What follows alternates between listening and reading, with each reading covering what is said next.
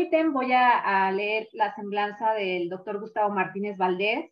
Él es doctor en investigación en Ciencias Sociales, con mención en Ciencia Política por la Facultad Latinoamericana de Ciencias Sociales, con sede en México. También es profesor titular de tiempo completo en el Centro de Estudios Políticos de la Facultad de Ciencias Políticas y Sociales de la UNAM, y actualmente es director de la revista Estudios Políticos, editada por el Centro de Estudios Políticos de la Facultad de Ciencias Políticas y Sociales de la UNAM. Bienvenido, doctor Gustavo. Adelante con su presentación, por favor. Hola, muchas gracias. Gracias por la invitación, gracias por el tiempo, y yo también haré lo mismo que hizo Carlos Luis de compartirles mi pantalla. Entonces, ahí está. Espero que la presentación se pueda ver bien. Bueno, entonces comienzo. Gracias por el tiempo, gracias por dejar por este espacio. Gracias al Observatorio Legislativo. También agradezco la participación del doctor Carlos Luis Sánchez y sobre todo agradezco la participación de los asistentes virtuales. Ojalá que puedan hacer preguntas o sobre todo que estas presentaciones sean de interés. El objetivo que busco en esta presentación es referir a algunos elementos importantes al momento de revisar datos provenientes de una encuesta, ya sea preelectoral o encuesta de salida. Y yo me voy a centrar con mayor detenimiento en una reflexión sobre la importancia del muestreo, y también hablaré del error muestral o el error que tienen las muestras, y esto es como algo importante al momento de interpretar los datos provenientes de las encuestas. Por ejemplo, voy a poner esto. El punto de partida es, tenemos elecciones hoy en el Estado de México y en Coahuila, y por ejemplo en el Estado de México las encuestas en general le dan unos porcentajes de intención de voto elevados a la candidata de Morena. Por ejemplo, esta campaña que se llama CE Research le da 49%, y a la candidata de la alianza PRI-PAN-PRD le dan una intención de voto del 33%. Estos son resultados del 25 de abril. Es lo que usualmente nos presentan en los medios de comunicación, en las redes sociales, algo así como un periodismo de hipódromo le llaman, o carrera de caballos. ¿Quién va a la cabeza, quién va detrás y por cuánto?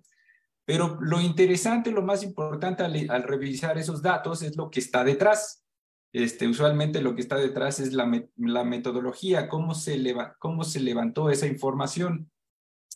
Por ejemplo, de lo que nos decía el doctor Carlos Luis, se elabora un cuestionario, y ahora la pregunta es, ¿ese cuestionario a quién se le aplicó?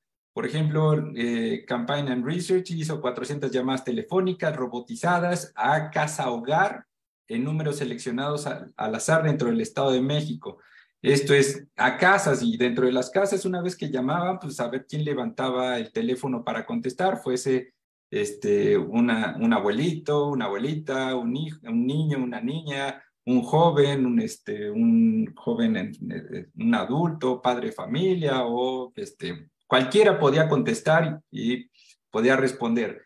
Algo importante que refieren es, por ejemplo, el nivel de confiabilidad o el nivel de confianza, que es de 95%, y un margen de error de 4.9%. Estos son los datos que son importantes en algún momento intentar entender que las encuestas no son datos precisos, sino que son datos probabilísticos, y estos elementos nos dan clave para ello. Ese es un poco de lo que intentaré hablar el día de hoy. Otro ejemplo, por ejemplo, hay una compañía que se llama Massive Caller, que también intentó medir la intención al voto para la gubernatura, para el mismo caso. Vean el fraseo, dice: el 4 de junio se elegirá gobernador en el Estado de México. Si fueran las elecciones, ¿por cuál partido o candidato votaría usted? Y aquí en esta le dan una intención de voto a 43% de las menciones a la candidata morenista, y a la candidata priista el 36%. Ahora, lo interesante es que las encuestas fueron levantadas mediante la técnica de robot en grabaciones, enviadas a hogares y que son contestadas por propios investigadores. Las llamadas se realizaron de forma aleatoria a fin de que sean representativas, pero ¿representativas de qué? De las casas, de las personas que contestaron, si los que contestaron eran hombres, mujeres, qué edades, eso nunca queda claro. Por ejemplo, algo interesante que aquí dicen es que hay una frecuencia no respuesta del 0%, pero una tasa de rechazo del 95%, o sea, 95% rechazó esas llamadas. Entonces, bueno, ¿qué es lo que nos está diciendo? Y un último ejemplo es, por ejemplo, el de Demoscopía Digital. Elaboró una encuesta para el Estado de México, la elaboró el día 10 de abril. Ellos miden, le dan con esta pregunta: si hoy fueran las elecciones para elegir gobernador del Estado de México, ¿por cuál candidato, partido, alianza, coalición votaría usted? A la coalición morenista le dan 51% y a la coalición encabezada por el PRI el 30%. Pero vean que también el fraseo es diferente. Aquí vean el fraseo y ven el de Massive Caller y también el de el CE, Campaign and Election Research. ¿Por quién planea votar usted en el proceso electoral del 4 de junio? Al final de cuentas, el fraseo no es lo mismo y eso de alguna manera también nos dice que las respuestas no necesariamente van a ser iguales. Y aquí también nos da su metodología. Por ejemplo, aquí se puede resaltar que se levantó una muestra representativa con 1,000 ciudadanos del Estado de México. Ciudadano quiere decir que son mayores de 18 años, pero por ejemplo, el doctor Carlos Luis refería: ¿quién nos interesa encuestar? ¿Una persona que es mayor de 18 años o que es mayor de 18 años y está registrado en el padrón, o que es mayor de 18 años, está en el padrón y tiene su credencial para votar y en ese sentido va a votar? ¿Quién nos interesa? Entonces, aquí solo les interesa que tengan más de 18 años. Asumen un muestreo aleatorio simple, con un margen de error de más o menos 3.8 y un nivel de confianza del 95%. Bueno, eso es lo que vemos, eso es lo que nos dicen, y un poco también algunas compañías nos dejan ver más o menos cómo fue que construyeron los datos, los datos que tienen entre manos. Ahora, la duda general es: ¿las encuestas mienten o las encuestas son imprecisas? Y otra cosa, las encuestas no sirven para estimar resultados electorales, y esto lo refiero en el sentido de que ninguna de las tres ejemplos que les acabo de poner, ninguno marca que tenga la misma intención de voto uno de los candidatos. Incluso las dos candidatas que están compitiendo, ninguna tiene en estas mediciones la misma intención de voto. ¿Por qué? Porque nos están mintiendo, porque el mecanismo es impreciso o porque no sirven. Y en ese sentido, ¿por qué las encuestas no llegan a los mismos resultados si se obtienen al final de cuentas de la misma población, asumiendo que le están preguntando a los mexiquenses? Pero dentro de los mexiquenses, para las elecciones, hay muchos tipos de población. Bueno, ¿cómo sería una encuesta ideal? Una encuesta, eso sería que el encuestador que aplica la encuesta cuente con experiencia adecuada.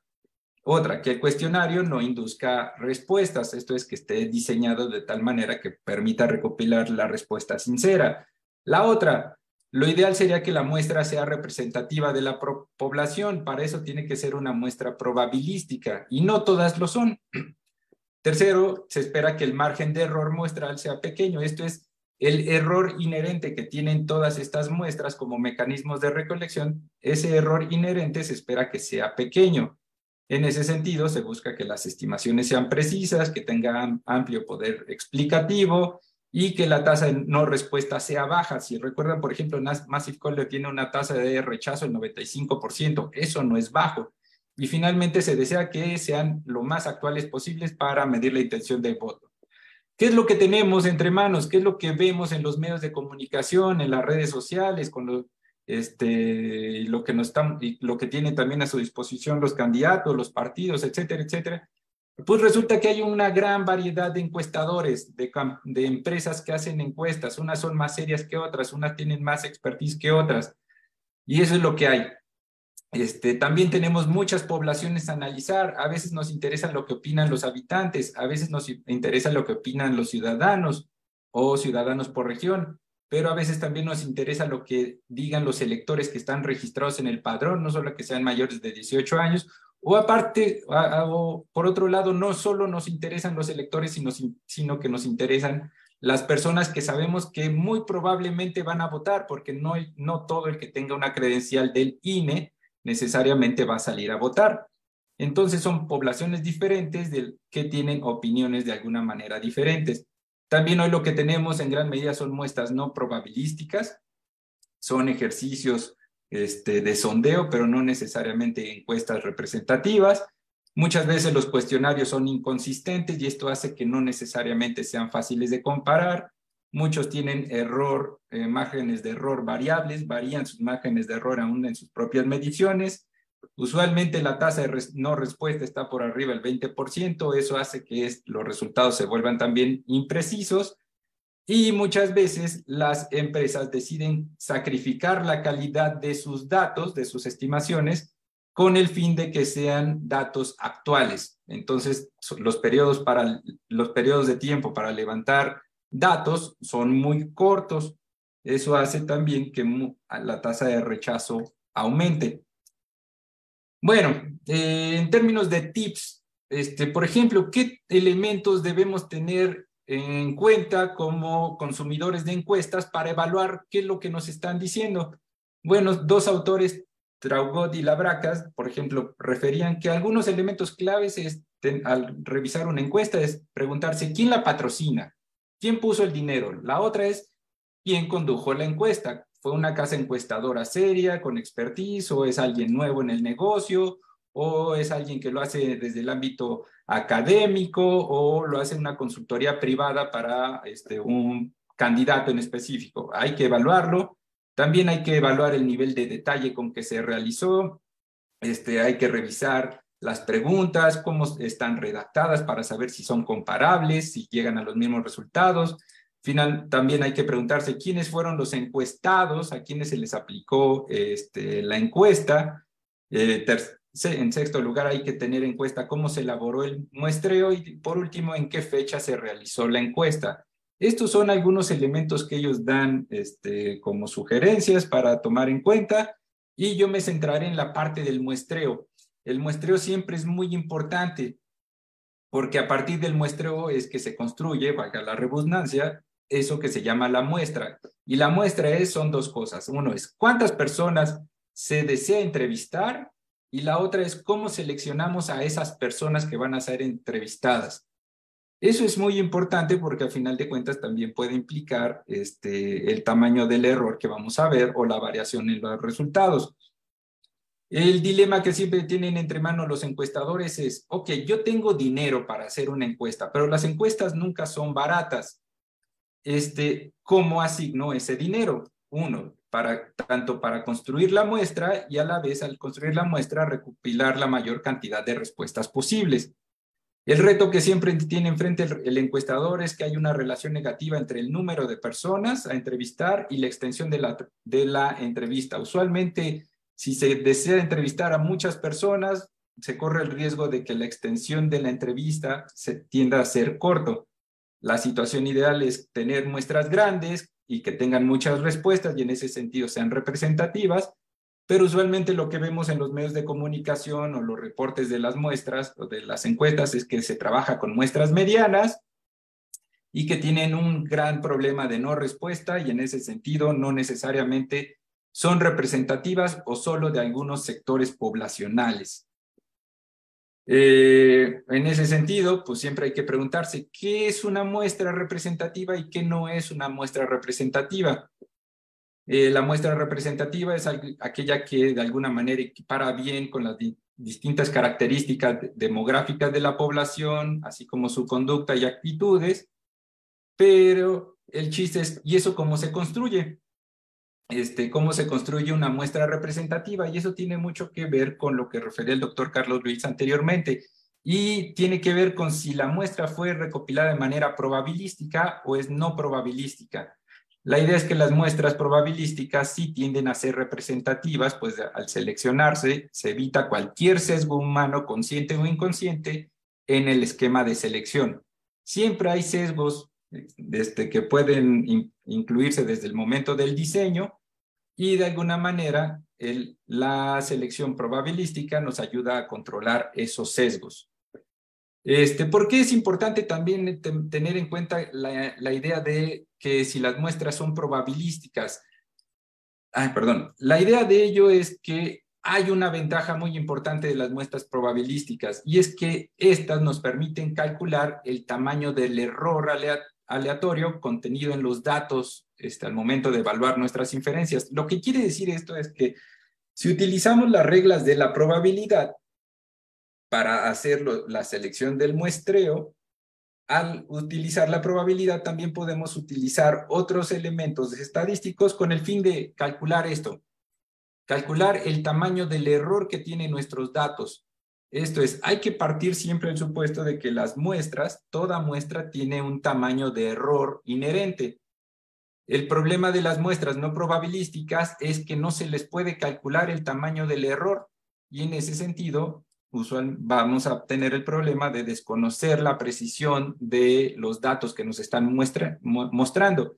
Pero si estamos trabajando con muestras probabilísticas, entonces sí podemos medir el tamaño del error y tomarlo en cuenta al momento de evaluar los datos que estamos viendo en un reporte. Esto es, por ejemplo, si nos dicen que Delfina tiene una intención de voto del 51%, bueno, eso es la estimación. Y ahora, ¿cuánto error hay ahí? 51% más menos cuánto. Y en ese sentido, se vuelven más precisos las estimaciones. Bueno, eso es importante, pero por ejemplo, no sé si ustedes han visto, yo lo he visto esto en Instagram, hay este cuestionario, que se llama el Cuestionario Estado de México, abril 2023. Son cuestionarios que nos aparecen comúnmente en redes sociales y, por ejemplo, preguntan, ¿cómo te enteraste de esto? En Instagram, en Twitter, en Facebook, y entonces uno va seleccionando y va respondiendo el cuestionario, pero lo que quiero mostrarles es que esto no es una encuesta probabilística, esta es una encuesta que se llama autoadministrada. Esto es, la persona que tiene la aplicación abierta y ve esto decide si quiere responderla o no, pero es porque le llegó sin ningún criterio de probabilidad antes, sencillamente les apareció porque alguien contrató anuncios en la red social, en este caso en Instagram, y se puso a rellenarlos, pero eso no quiere decir que detrás haya una probabilidad para seleccionar a los integrantes de la muestra. Más bien, los que responden son las personas que tienen el ánimo de responderlo, y usualmente quienes responden estos formularios son las personas más comprometidas con su partido o con su candidato. Bueno, dicho eso, hay que recordar que las muestras tienen siempre un error contenido. Esto se mide con algo que en términos más estrictos se llama el margen de error, y esto es al final de cuentas la diferencia probable entre los valores de una muestra y los valores de la población. La muestra es las personas a las que les aplicamos el cuestionario y la población es todas aquellas personas del territorio que nos interesa saber su opinión. Por ejemplo, si nos interesa saber la opinión de los electores probables, de las personas que creemos que sí van a ir a votar, nos interesan todos los electores del Estado de México, aplicándolo a este caso, pero trabajamos con una muestra de esos electores. Entonces, esta diferencia entre lo que ocurre en nuestra muestra con lo de la población, pues ese será el margen de error. Ahora, estos márgenes de error son importantes porque estos son los que nos ayudan a evaluar al final la precisión de los datos que vemos en nuestra encuesta. Por ejemplo, 3 elementos que se deben tomar en cuenta es el margen de error, el nivel de confianza, el tamaño de la muestra, pero yo me estoy centrando en el margen de error. Y como se me está acabando el tiempo, voy a adelantarme a esto, a mostrarles un poco para qué sirve pensar la existencia del error al momento de evaluar los resultados de una encuesta. Bueno, aquí lo que les estoy mostrando con esta gráfica son todas las encuestas que un gran número de encuestas que han venido reportando intención de voto para la elección de la gubernatura en el Estado de México desde enero hasta la fecha. Entonces, están ordenadas de manera cronológica, las que empezaron en enero, las que siguieron en febrero, las que siguieron en marzo, abril y hasta abril es lo más reciente. Los puntos rojos representan la intención de voto de la candidata priista, y mientras que los puntos en negro y unidos por las rectas azules representan la intención de voto de la candidata morenista. Lo que quiero mostrarles, uno, es cómo se ve cómo se ven estas gráficas, que usualmente son las que más nos refieren en los medios de comunicación. El punto refiere el tamaño de la intención de voto. Por ejemplo, en enero, la intención de voto por la candidata morenista estaba alrededor del 40% y la candidata priista por arriba de como el 33%, y esto era en enero. Aquí nos muestran y usualmente con esto lo que quieren mostrarnos los medios de comunicación o los encuestadores es una tendencia, pero ojo, aquí no estamos viendo de qué tamaño es el error de las encuestas. Recuerden, todas las encuestas tienen un tamaño de error. Pero ahora les voy a mostrar otra gráfica. Y bueno, lo que quería mostrarles con esto es que la tendencia de la intención de voto por la candidata morenista es bastante fuerte, mientras que la intención de voto de la candidata priista pues está por debajo de eso. Pero ahora, esta es otra forma. Les estoy mostrando la misma gráfica, pero ahora lo que estoy haciendo es incluir los márgenes de error. Cada uno de los puntos es exactamente la reproducción de lo que ocurría en la gráfica anterior. Son las intenciones de voto medidas por las diversas encuestas que se han venido publicando. En los puntos en negro es la intención de voto de la candidata morenista, mientras que los puntos en rojo es la intención de voto de la candidata priista. Pero ahora lo que se muestra en esas rectas verticales que cruzan a cada uno de los puntos es lo que se le llama el margen de error. ¿Qué tanto error tienen las encuestas, las estimaciones? Y si unimos, y si vemos los márgenes de error, entonces vean que se traslapan, en varias encuestas se traslapan las líneas rojas con las líneas negras. Cuando ocurre ese traslape, lo que quiere decir es que estadísticamente no hay una diferencia importante entre el voto, entre la intención de voto de los candidatos, porque al final de cuentas, tomando en consideración el error de las encuestas, pues por ese error ocurren traslapes. Y no sé si alcanzan a ver, si se alcanza a distinguir, que lo que ha ocurrido es que hay muchas encuestas que tienen traslapes. Incluso al intentar comparar encuestas entre sí por cuestión del muestreo y de su error, esos traslapes van a estar presentes y al estar presentes lo que nos está diciendo es que no hay una diferencia estadísticamente significativa que nos ayude a distinguir con claridad la intención de voto de un candidato respecto de otro. Y bueno, esta es mi reflexión sobre el error que contienen las encuestas. Perdón que me haya tomado mucho tiempo. Y para mi conclusión lo que quería decir es que las encuestas son instrumentos muy importantes para conocer a una población mediante estimaciones probabilísticas, pero son muy sensibles a los elementos de su diseño. Esto es, de alguna manera sí se pueden comparar las encuestas entre sí, pero depende de muchos elementos, específicamente el fraseo de las preguntas, el tamaño de la muestra y la población y el tiempo transcurrido entre las mediciones. Y finalmente, mi reflexión más importante es que todas las encuestas contienen un error inherente, pero este solo se puede medir cuando las encuestas son diseñadas de manera probabilística. Y los datos de una encuesta pueden contar una historia diferente si se integra el concepto del error inherente. Todas las encuestas nos cuentan una historia, pero no todos puedan leerla claramente. Y con eso termino mi participación. Sin más, les agradezco el tiempo. Muchas gracias, doctor Gustavo. Me encanta su reflexión de que cada encuesta es una historia.